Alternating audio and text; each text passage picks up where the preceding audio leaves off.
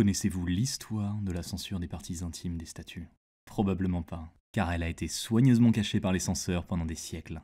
Mais grâce à la magie d'Internet, vous pouvez maintenant en savoir plus sur cette pratique archaïque.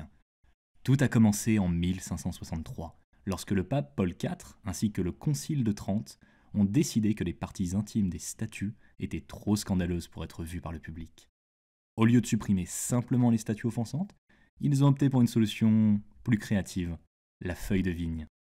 Les censeurs ont recouvert les parties intimes des statues avec des feuilles en métal pour les cacher aux yeux du public. Et comme si cela ne suffisait pas, ils ont même formé un conseil qui est parti à la quête de toutes les quéquettes de Rome. Mais pourquoi les feuilles de vigne?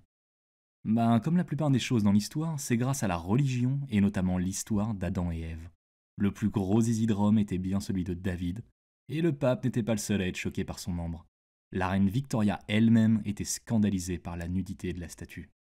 Lorsqu'elle a visité Florence en 1870, elle a été tellement choquée par la vue de David qu'elle a ordonné que les feuilles de vigne soient ajoutées à la statue pour couvrir ses parties intimes. Heureusement, la statue a été restaurée à sa nudité originale peu de temps après la visite de la reine Victoria. Mais cela montre à quel point l'opinion publique sur la nudité dans l'art a évolué au fil des siècles.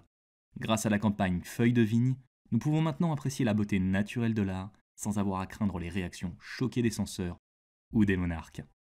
Nous pouvons à présent apprécier, pour le bonheur des dames ou des messieurs, la nudité comme faisant partie intégrante de l'art et célébrer l'héritage laissé par des artistes tels que Michel-Ange sans compromettre leur vision créative.